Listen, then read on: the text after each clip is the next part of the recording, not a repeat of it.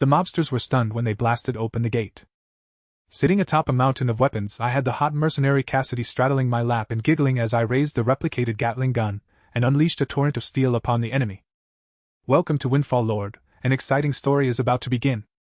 If you've ever been kicked out of an apartment onto the streets of Los Angeles by a woman wearing Christian Dior high heels, you'll know exactly how painfully exhilarating it feels. That's right, the woman was Valerie, my ex-girlfriend. Just 3 hours ago, she not only tossed my suitcase onto the curb like a bag of trash, but also delivered a classic line worthy of a Shakespearean tragedy. Adrian, you're now a penniless loser who can't even pay your credit card bills, while I'm the kind of woman who's going to take a yacht to Santa Monica to drink champagne. To be honest, I didn't blame her. After all, just yesterday morning, my balding boss had fired me in an extremely official tone, claiming that the company needed to optimize its structure. Clearly, I was the unlucky loser being optimized out. No money, no job, no woman. My life was practically a terrible movie with a rating of 1.5 stars. With nowhere else to turn, I could only drag my battered suitcase all the way to this desolate industrial district on the edge of the city. A dilapidated warehouse covered in rust stood there. It was the only inheritance left to me by my alcoholic dead uncle, who had finally kicked the bucket last year. When I pushed open that squeaky corrugated metal gate, a musty stench mixed with motor oil, dust, and dead rats hit me in the face. The place was an absolute dump. The roof leaked, the light bulb flickered on and off, and I swear even the pickiest homeless guy in Los Angeles wouldn't spend the night here. I sighed, kicked an empty beer can out of my way, and collapsed onto a battered wooden crate. The damn November wind seeped in through the cracks in the walls, making me shiver uncontrollably. But worse than the cold was the hunger. My stomach was like a broken washing machine, churning furiously in protest. I rummaged through my coat pocket for a long time and finally pulled out just one thing, a packet of soda crackers crushed to pieces. It was the only food I had on me. Looking at the pathetic plastic wrapper, I let out a bitter laugh. Adrian, oh Adrian, you've sunk so low you're worse off than the rats in the sewers. I glanced at my phone screen. The battery was down to 5%, and the time read 11:59 p.m. Fine, let's just call this the Last Supper. I muttered to myself, getting ready to tear open the packet of biscuits. But just then, something strange happened. The time on my phone screen jumped to 12 a.m. Midnight exactly. There was no warning, no dazzling special effects lighting like in a Hollywood blockbuster, and no eerie sound effects. I only felt my palms suddenly sink under an inexplicable weight, a sensation that defied Newton's 3 laws of motion and traveled to the very tips of my nerves. I lowered my head and stared wide-eyed in disbelief. The packet of soda crackers I had been holding in my right hand had somehow become 2 packets. 2 identical packets of soda crackers. The creases in the wrappers, the locations of the crushed cracker crumbs, even a tiny smudge on one corner of the packaging, all of it was exactly the same. It was as though they had been duplicated by an ultra-high-precision 3D printer in 0.1 seconds. What the fuck is this? My hand jerked in fright, and both packets of crackers fell onto the dusty concrete floor. Clatter. The crisp sound told me this wasn't a hallucination, it was solid, tangible matter. I swallowed, my heart pounding like an out-of-control Harley. I cautiously bent down and picked up the 2 packs of crackers. They felt real, and they had real weight. With trembling hands I tore open one of the packs and stuffed a broken cracker into my mouth. The dry, salty taste instantly spread across my palate. It was edible. The real deal. My mind began racing. 1 pack became 2? Was this some kind of magic, or was this godforsaken warehouse built on the ruins of an alien site? To test my insane theory, I quickly rummaged through the warehouse. I found a 25-cent coin, an old flashlight that was almost out of batteries, and my rusty Swiss Army knife. I arranged them neatly on the wooden crate and stared at them intently, not daring to blink. But 10 minutes passed, then half an hour, and nothing happened. I calmed down and went over every detail from just now. The only variable that had changed was the time. 12 o'clock. Midnight. Could it be that this damn warehouse's duplication rule only took effect at the moment the clock struck midnight? And when the cracker had fallen to the floor just now, the dead fly in the corner nearby hadn't been duplicated. In other words, this godforsaken place only duplicated inanimate matter? If that assumption was correct, then it was simply. I sucked in a sharp breath. I clenched the 25-cent coin tightly in my hand, then placed it back on the wooden crate. Next, I carefully set the remaining 1.5 packs of soda crackers beside it. I don't plan on sleeping. Like a child waiting for Santa Claus, I'm going to keep my eyes wide open and wait for midnight tomorrow.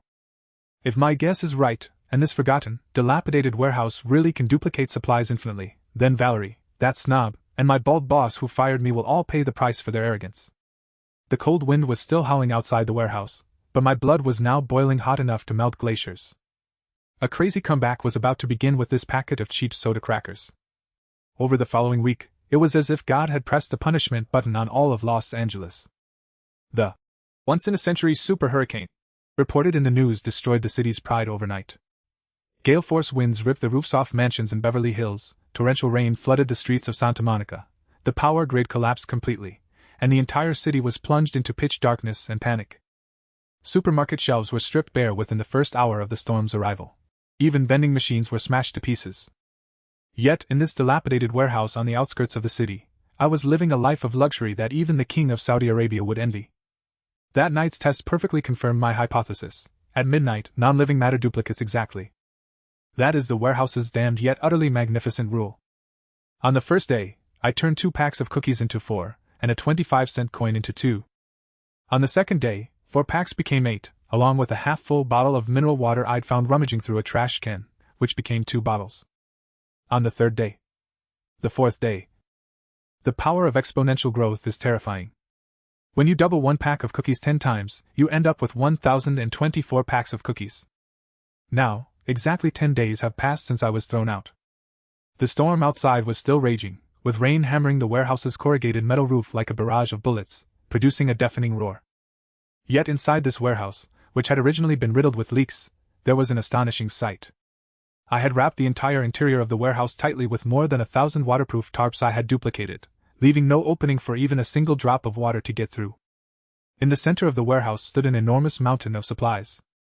There were boxes upon boxes of soda crackers, thousands of bottles of purified water, more than 500 fully charged camping flashlights, and even a premium Cuban cigar that I had bought from the convenience store on the corner with the last coins I had on me, which had now become an entire box. Phew! I contentedly sprawled out on a bed, made by piecing together dozens of cushions, drew in a deep breath of the cigar's rich smoke, and slowly exhaled a perfect smoke ring. This damn sweet life. To my right sits a simple gas stove, something I traded a starving vagrant for with coins I had duplicated. At this moment, a pot of steaming luncheon meat and beans is bubbling away on it. Although it used to be nothing more than an ordinary convenience meal, in this apocalyptic Los Angeles, where even a moldy slice of bread can trigger a bloody street massacre, the flavor of this meat stew is more enticing than Michelin 3-star truffles and Wagyu beef. I picked up a silver spoon, I had duplicated it just yesterday to make up a set of 100, scooped up a large spoonful, and stuffed it into my mouth, chewing contentedly. The savory aroma of the meat exploded across my palate, and the sheer pleasure brought by the carbohydrates and fat made me laugh out loud. You see, the world outside has gone completely insane. Although my phone has no signal, the old-fashioned hand-crank radio I rely on for power broadcasts desperate news every day, robberies, riots, and shootings over a single bottle of water. The entire city is devolving into one enormous beastly gladiatorial arena. And I, Adrian, a pauper who once couldn't even scrape together the minimum payment on my credit card, now possessed the most valuable hard currency in the city, an infinite supply of resources. I walked over to the mountain of supplies, picked up a bottle of mineral water at random, unscrewed the cap, and luxuriously used it to wash my hands. The water splashed onto the ground with a steady rush. At a time like this, such behavior was practically criminally wasteful, but I didn't care. Because once midnight passed tonight, anything I used up would not only be replenished, it would be doubled again. Bang! Bang! Bang! Just as I was preparing to enjoy my second Cuban cigar, a series of dull impacts suddenly came from the warehouse's heavy sheet metal door. In this apocalyptic moment of wind and rain, the sound was especially abrupt and terrifying.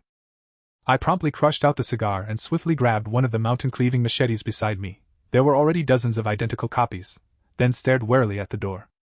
Is anyone there? Please open the door. A faint, trembling female voice that was yet intensely familiar to me came from outside the door, mingled with the howling wind and sounding somewhat desolate. I froze for a moment as the face of a woman who had once captivated me, and whom I had grown to loathe, surfaced in my mind. Valerie? My ex-girlfriend, who had sworn she'd take a yacht to Santa Monica to drink champagne, the woman who had kicked me out of the apartment like a piece of trash, was now begging for help outside my door like a stray dog. A mocking sneer curled at the corners of my mouth. I slid the machete into my waistband, sauntered leisurely to the door, and peered outside through the peephole. In the wind and rain, Valerie was drenched from head to toe. The once expensive Dior coat was now spattered with muddy water, and her exquisite makeup had run into a mess. Shivering with cold, she clutched a limp woven sack tightly to her chest while desperately pounding on my door. What goes around comes around. I cleared my throat and placed my hand on the latch. The show was about to begin. Adrian? Is that you? I know you're in there. Please open the door. Valerie's voice came through the metal, trembling with sobs and desperation. I let out a cold laugh, then pulled the heavy bolt open with a click and pushed the door ajar just a few inches. A howling wind mixed with icy rain instantly poured in. In the faint light, I clearly saw the miserable woman standing outside. Where was the haughty, imperious look she'd had when she threw me out? Now she looked just like a drowned rat that had fallen into a mud pit, trembling all over, her lips blue with cold, her eyes filled with fear and hunger. My God, Adrian, it really is you! When Valerie saw me, she lunged forward as if I were the last straw keeping her alive, trying to squeeze through the gap. It's terrifying outside. The storm destroyed the apartment, there's nothing left in the supermarkets, and looters are everywhere. It took me days to find you here. Hurry and let me in.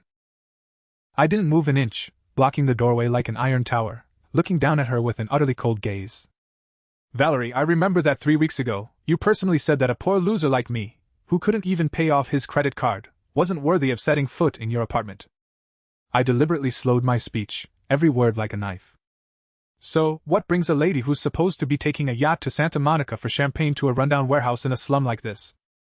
The muscles in Valerie's face twitched.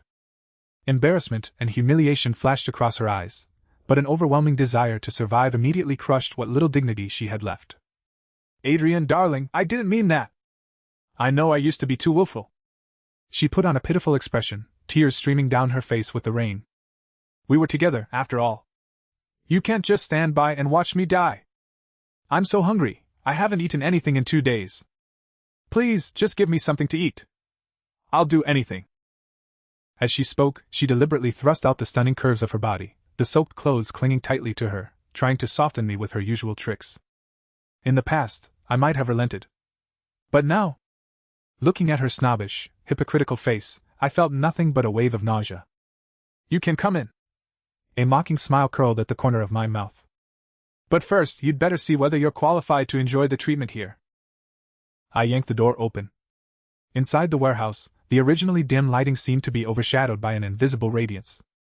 The instant Valerie stepped into the warehouse, she froze in place as if she had been struck by lightning. Her pupils dilated sharply, her jaw dropped in disbelief, and she even forgot about the cold and hunger.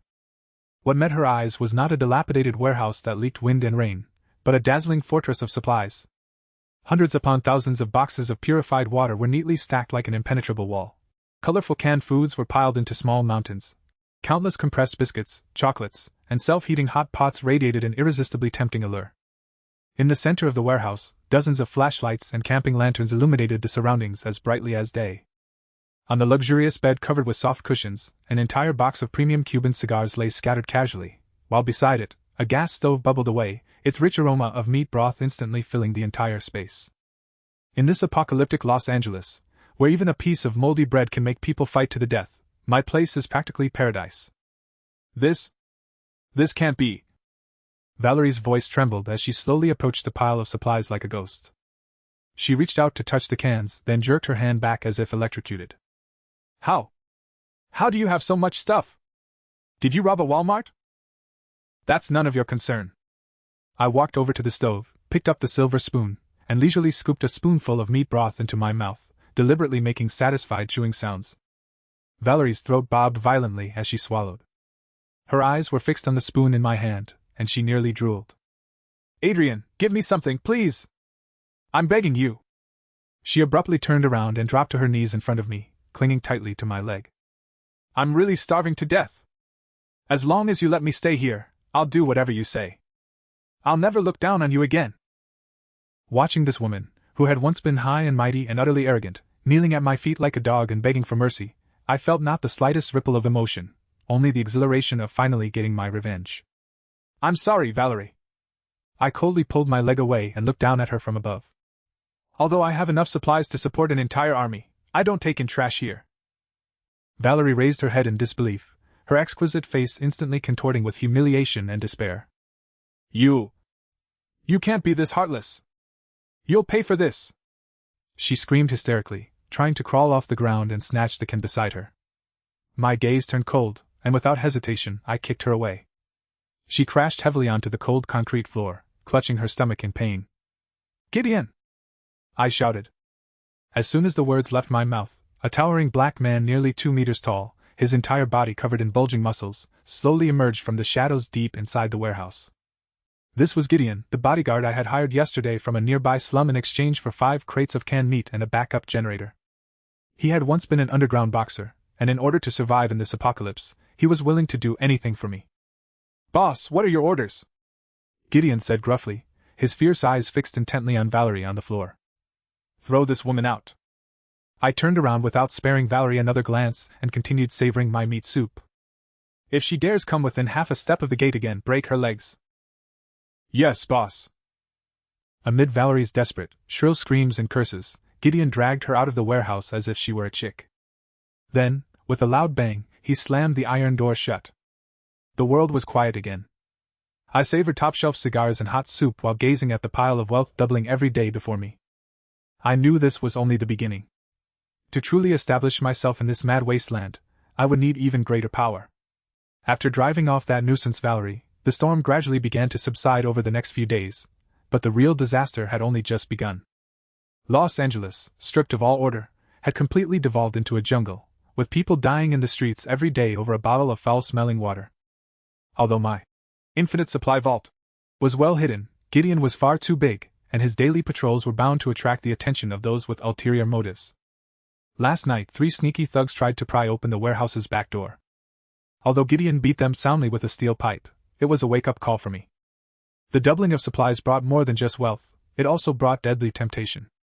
In this dog-eat-dog apocalypse, without enough military might to deter others, the fat prize filling my warehouse would sooner or later draw the attention of an even greedier pack of wolves. I needed a sharper blade. I had Gideon spread the word through the underground black market. It was 3 in the afternoon, and dark clouds loomed outside the warehouse. I sat on the extremely luxurious, cushioned bed, idly turning over a freshly duplicated Glock 19 pistol in my hand. It was loot I had seized from the thugs Gideon had driven away. Bang, bang, bang! A rhythmic knock sounded at the door, either hurried nor impatient, yet carrying an unmistakable firmness that brooked no refusal. I gave Gideon a signal, and he immediately tightened his grip on the steel pipe in his hand, cautiously moving toward the main gate. The gate slowly swung open. A tall, fiery, and even dangerously seductive woman appeared in the doorway. She wore a skin-tight black combat suit that accentuated her supermodel-worthy curves to perfection. 2 tactical daggers were strapped to her long thighs, and a modified Desert Eagle hung at her waist. Her short, dark red hair was cut in a sharp, practical style, while her deep green eyes swept across the warehouse like those of a predator scanning its prey, eventually locking onto me. This was Cassidy, the finest, and most expensive, female mercenary in Los Angeles' underworld. Legend had it that, before the apocalypse began, she had carried out top-tier assassination missions in the Middle East. I heard a nouveau riche is looking for a bodyguard? Cassidy strode into the warehouse, her high-heeled combat boots striking the concrete floor with crisp clicks. Without the slightest hesitation, she dragged over a chair and straddled it, folding her arms across her chest. The pose was wild to the extreme. Let me correct you. I'm not looking for a bodyguard, I'm looking for a partner who can help me deal with every problem I have. I set down the Glock in my hand and smiled at her. Cassidy let out a contemptuous chuckle. Kid, the rules in Los Angeles have changed. My appearance fee is steep, and I don't take that worthless paper money that's only good for wiping your ass. I want hard currency, water, food, antibiotics. Can you afford me? Gideon. I snapped my fingers. Gideon immediately walked over to one corner of the pile of supplies, lifted a tarp, and carried out a heavy insulated container, setting it down with a thud on the table in front of Cassidy. Open it and see for yourself. I gestured invitingly. Cassidy raised an eyebrow and casually reached out with the hand wearing a half-finger tactical glove, lifting the lid. The next second, her green eyes, which had been filled with disdain, widened in astonishment. In the box, dozens of premium tomahawk steaks covered in frost were stacked in perfect order. Their flawless marbling radiated a maddening allure under the dim light. You have to understand, in Los Angeles these days, let alone a fresh steak, even a moldy, green-haired piece of bread could make a group of brawny men fight to the death. Cassidy suddenly drew in a sharp breath. She even extended a fingertip and cautiously poked one of the steaks, confirming that it wasn't some incredibly realistic plastic model. Did you rob some military secret cold storage facility? She raised her head, and the way she looked at me had completely changed. She was no longer looking at me like I was some nouveau riche upstart, but like I was a monster. I leaned back in my chair and casually picked up the Cuban cigar, lighting it. This is just a little welcome gift. As long as you work for me, I guarantee you'll get to eat meat of this quality every day and drink the purest water. And this is only the tip of the iceberg. To demonstrate my capabilities, I casually picked up the captured Glock pistol from the table, then grabbed a magazine full of bullets, and placed them side by side on the table. Not only will you have more food than you can ever eat, but you'll also have more bullets than you can ever fire. I looked into Cassidy's eyes and spoke each word slowly and clearly. Cassidy stared at the gun, then looked back at me. The shock in her eyes gradually gave way to a feverish excitement. She was a natural-born warrior, and in this chaotic era, nothing could attract her more than endless supplies and overwhelming firepower. She abruptly stood up, swung her long legs over the chair, and walked over to me. Looking down at me from above, she filled the air with a dangerous presence tinged with the smell of gunpowder and a faint trace of perfume. Adrian, right? She leaned forward slightly, bringing that beautiful, feral face close to my ear. Her voice was low and husky. Deal. From now on, my gun and my life are yours. Anyone who dares touch what belongs to you, I'll twist their head off and shove it up their ass. I took a deep drag from my cigar, watching her aggressively predatory gaze as a satisfied, icy smirk curled at the corner of my mouth. With Cassidy and Gideon, I finally had the capital to establish a foothold in this wasteland. Next, I would use that damn replication rule to build a firepower unit capable of crushing everything in its path. This storm-ravaged Los Angeles would soon welcome a new king. Cassidy's arrival instantly filled this otherwise lifeless, run-down warehouse with a pulse-pounding vitality. This woman wasn't just a killing machine, she was a complete firearms fanatic. The moment she saw the beat-up Glock 19 and the lone magazine I'd placed on the table, she rolled her eyes so dramatically they practically reached the heavens. Boss, are you really planning to defend your steak empire with this thing? She picked up the Glock and weighed it disdainfully in her hand. The rifling in this gun is practically worn smooth. Against even moderately tough body armor, it'd be no better than a water pistol. Don't worry, Cassidy. I blew a smoke ring and smiled mysteriously. The real show doesn't usually start until midnight. That night, I had Cassidy place her modified Desert Eagle, along with all her spare magazines and several high-explosive grenades, neatly on the large table in the center of the warehouse. Added to that battered Glock, this was practically the entirety of our current arsenal. Though Cassidy was full of questions, she did as I asked. She sat on a crate across from me, wiping down her tactical knife while staring at me as if I were insane. Time passed second by second. 115 minutes and 58 seconds, 59 seconds. 0 minutes and 0 seconds. I looked at my phone screen and snapped my fingers. A miracle descended once again under Cassidy's incredulous gaze. There was no sound, no flashy light effects. In that single second, the modified Desert Eagle on the table instantly became 2. The few spare magazines became more than a dozen, and those high-explosive grenades neatly doubled as well. Holy shit! Cassidy suddenly jumped up from the crate, and the tactical dagger in her hand clattered to the floor. She rushed to the table as if she had seen a ghost, trembling as she picked up the 2 identical Desert Eagles. Even the scratches on their grips were exactly the same. What? What the hell is going on? What kind of monster are you? She turned around, her green eyes filled with utter shock and feverish excitement. This is my trump card, Cassidy. Every midnight, non-living matter doubles unconditionally. I leaned back in my chair, enjoying the look on her face, like she'd never seen the world before. That's also why I can have an endless supply of steak in this wasteland. Cassidy stood frozen for a full minute before suddenly erupting into a hysterical laugh. She grabbed me by the collar, her wild face flushed with excitement. Adrian! You're a fucking walking miracle! With this, we can turn Los Angeles upside down. She was right. Over the next 3 days, the entire warehouse became a arms replication factory. 2 Desert Eagles became 4, then 8, then 16. The number of grenades skyrocketed exponentially. I even used 10 crates of canned beef to have Zeke, the former auto shop mechanic I'd newly recruited, an underling who worshipped me, to procure a rust-covered AK-47 assault rifle and 2 crates of 7.62mm ammunition from the black market. After the AK-47 underwent 2 midnight baptisms, it became 4. The ammunition piled up into a small mountain. Cassidy went completely. Every day, she maintained the brand new weapons as if caressing her lover, and she even began planning firing positions throughout the warehouse. On the afternoon of the 5th day of our frantic expansion, trouble finally came knocking. Bang! The warehouse door was kicked hard, emitting a deep, muffled boom. "Listen up, you idiots inside! We're with Big Dominic!" A domineering, gruff voice rang out from beyond the door. "Word is, you've got plenty of good stuff stashed in there.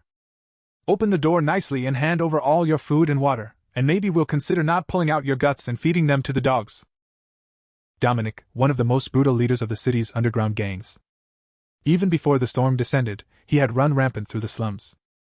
Now that order had collapsed, he had gathered a gang of dozens of thugs and was burning, killing, and looting wherever they went. Clearly, Gideon and Zeke's outing a few days ago had still let the word get out. "Boss, what do we do?" Gideon tightened his grip on the brand new AK-47 he had just been issued, a bloodthirsty glint flashing in his eyes. Zeke, meanwhile, nervously crouched behind a pile of sandbags, clutching a Glock tightly in his hand. I let out a cold laugh without answering. I turned to look at Cassidy. Cassidy was straddling a throne, made from more than a dozen ammunition crates packed with bullets. She wore that skin-tight combat suit and held a freshly duplicated, modified M4A1 carbine gleaming with a cold metallic sheen. Hearing the shouting outside the door, a beastly, savage light erupted in her green eyes, and a cruel smile curled at the corners of her mouth. "These worthless vermin!" Cassidy licked her red lips and expertly worked the bolt, producing a chillingly crisp click. "Boss, it's time to teach them a lesson in the aesthetics of violence." "As you wish." I lit a Cuban cigar and took a deep drag. "Open the door and show them what true firepower insufficiency anxiety feels like." Gideon abruptly pulled up the heavy observation window shutter in the door, revealing a bloodthirsty grin on his fierce black face. He could not even be bothered with words, simply poking the brand new AK-47 in his hands through the window, and unleashing a deafening burst at the open ground outside. Rat-a-tat-tat-tat-tat! The frenzied muzzle flash flickered wildly in the darkness, while bullets struck the concrete floor, sending up blinding sparks and shards of stone. The jeering goons outside the door let out terrified wails and fled, crawling and scrambling back into the depths of the rain. But this was merely the last calm before the storm.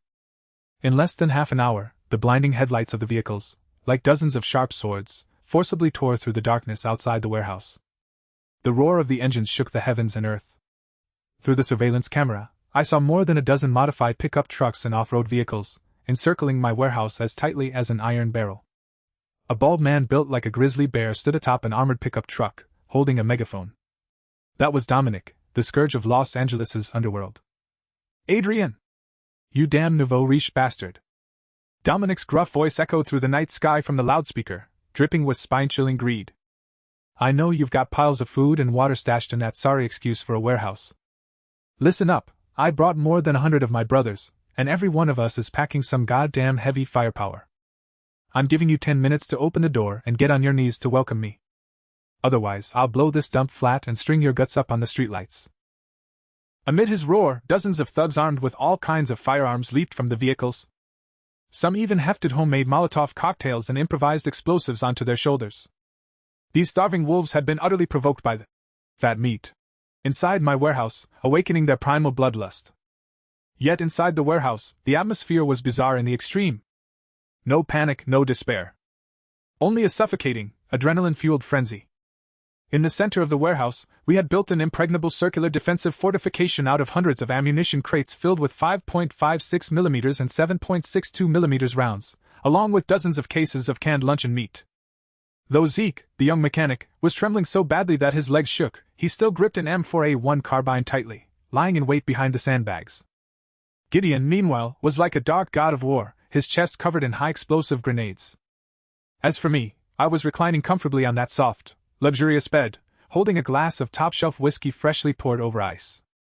"Boss, that stupid pig outside says he's going to rip out our guts."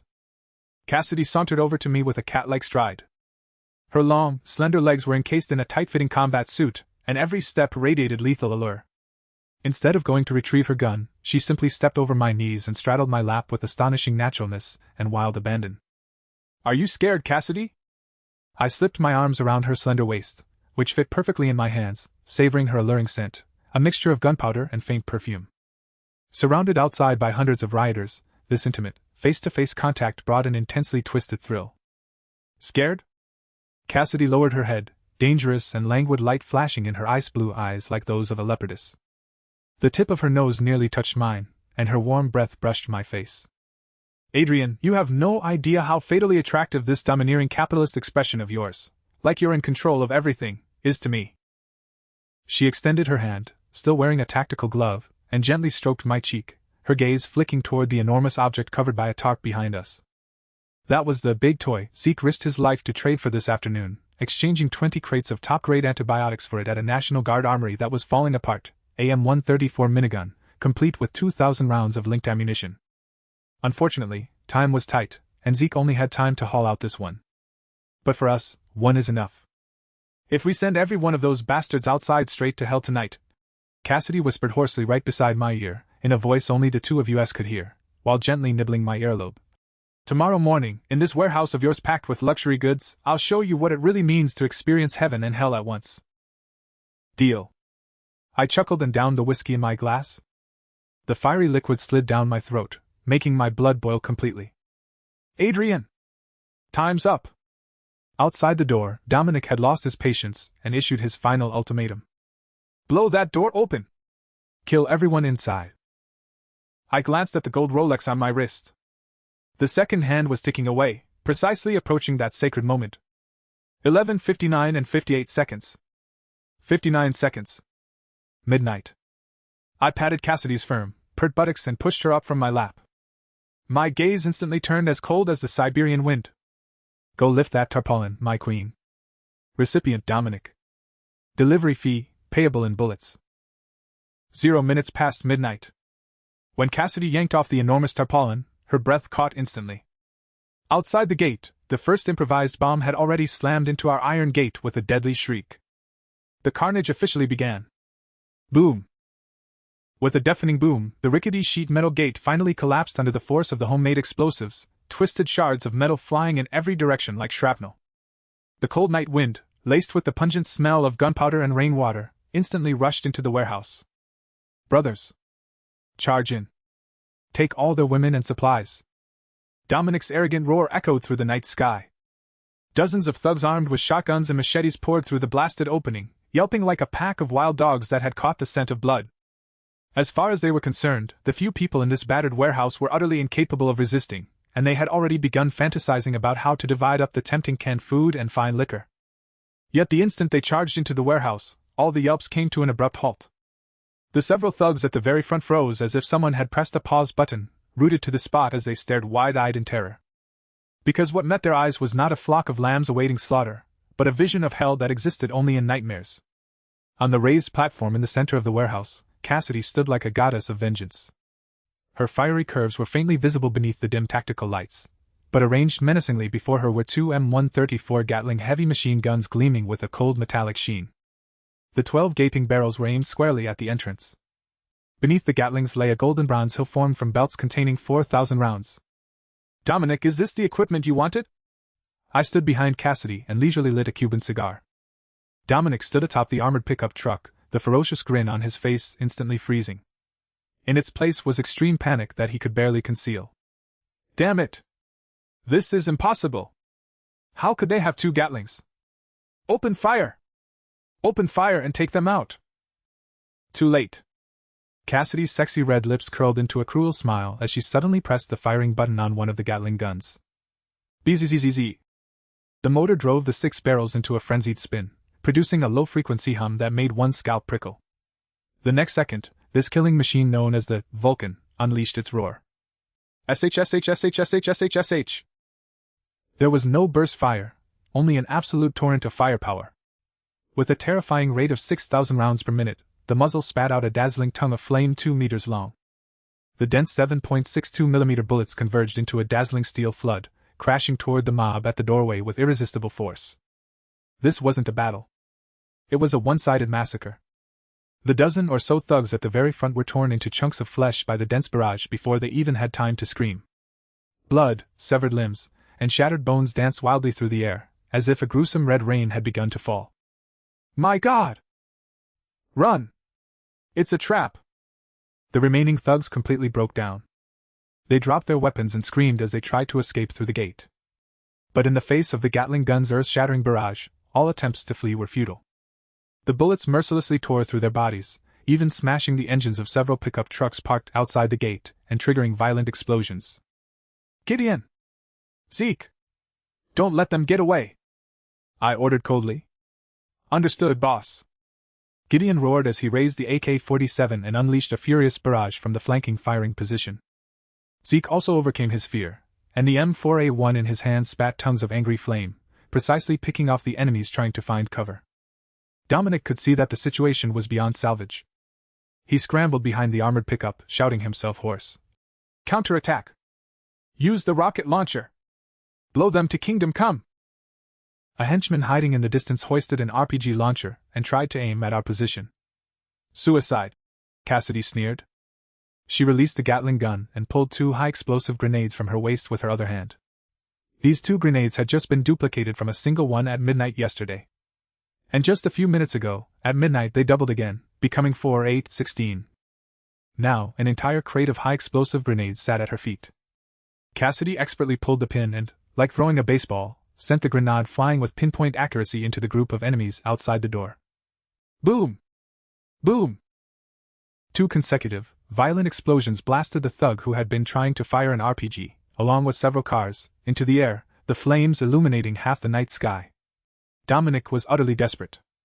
The 100-man mob he had been so proud of had suffered more than half its number killed or wounded in just 3 minutes under this overwhelming firepower. The survivors dropped to their knees and begged for mercy, or scrambled into the darkness. Adrian! I surrender! Spare my life, and all my territory is yours! Dominic poked half his head out from behind the barricade and shrieked in terror. Cassidy, clear the area! I took a drag from my cigar, looking at the fat face contorted with fear, without a trace of mercy in my eyes. Cassidy let out a wild laugh and gripped the Gatling gun's handles once more.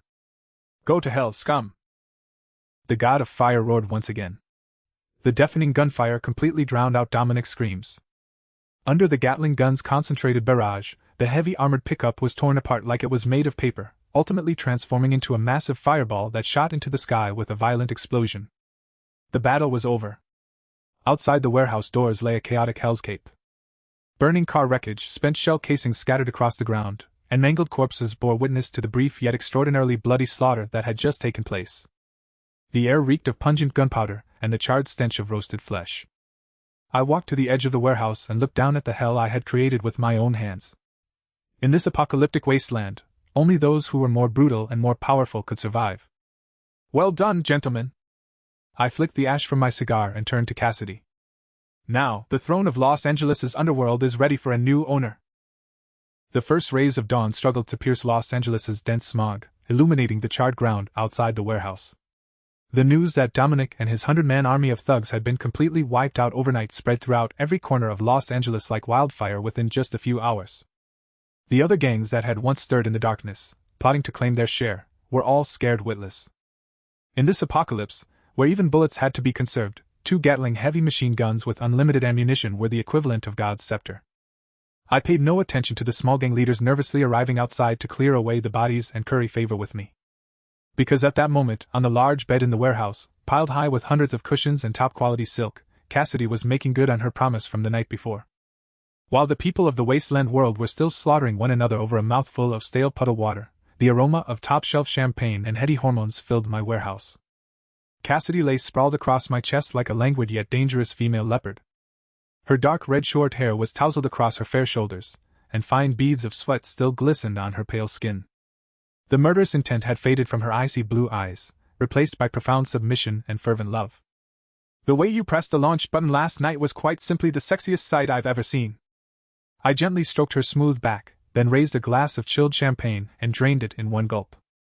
Cassidy chuckled softly and rubbed against my chest like a cat. But it was your ruthless composure, as you watched those scumbags get torn to pieces without even blinking, that truly fascinated me. Adrian, you were born for this cruel new world. She was right. The Adrian who once fawned over his snobbish girlfriend and groveled before his bald boss every day had died completely on that cold night when he was thrown out onto the street. The me standing here now is the tyrant of this wasteland. Over the next 3 months, Los Angeles entered a new era. Using this rundown warehouse as its center, I built a massive fortress and named it Midnight City. With the heaven-defying rule that doubled everything unconditionally at midnight each day, I completely monopolized the city's most essential hard currencies: pure water, premium canned food, emergency antibiotics, and an inexhaustible supply of weapons. I no longer needed to do anything myself. I appointed Gideon commander of the Outer City Defense Forces, and he now had more than 500 elite, heavily armed bandits under his command. Zeke became the logistics minister, responsible each day for taking inventory of the massive supplies that were growing exponentially. As for Cassidy, she is not merely my personal bodyguard, she is my queen. Together, we established the city's midnight law: those who follow me will be rewarded. Those who defy me will meet a dead end. Faced with this absolute power and endless wealth, the surviving factions of Los Angeles have one after another chosen to submit. Once arrogant tycoons and gang leaders who used to hold their heads high now kneel like dogs at the gates of my fortress every month, offering up the gold, antiques, and even beautiful women in their possession in exchange for a crate of expired antibiotics from me. Of course, I occasionally go out to patrol my territory. Just yesterday, I rode in that Night 15 off-road vehicle modified with heavy armor, slowly making my way down what was once the bustling Santa Monica Boulevard under Gideon's convoy escort. It has now been reduced to a refugee camp. Through the bulletproof glass, I accidentally caught sight of a woman fighting a stray dog in the mud over half a moldy piece of bread. She was filthy from head to toe, like a mud-covered monkey. Her hair clung to her scalp like dead grass, one eye was missing, and her face was covered in frostbite and scars. Yet from the features that remained, I still recognized her. It was Valerie. As my motorcade roared past her, she lifted her head. Her one remaining eye stared blankly at the black beast that symbolized absolute power. She would probably never know that the man inside, puffing on a Cuban cigar with a peerless beauty in his arms, was the very pauper she had once kicked out of her home. I couldn't even be bothered to roll down the car window. For a maggot struggling in the mire, the greatest punishment is to be ignored. "What are you looking at?" Cassidy followed my gaze and asked casually. "Nothing. Just a pile of garbage." I looked away and exhaled a thick ring of smoke into the car.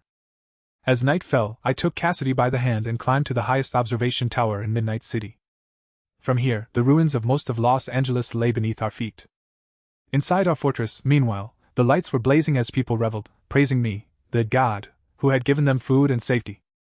I raised my wrist and glanced at the Patek Philippe. 11:59 and 59 seconds. Dong!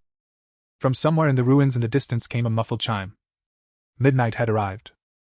I knew that, in the vast underground vault beneath our feet, tens of thousands of rounds of ammunition, tons of dehydrated vegetables, and crates of antibiotics had doubled yet again in that instant. As long as the midnight bells continued to toll, my empire would never fall. "A new day has begun, my king!"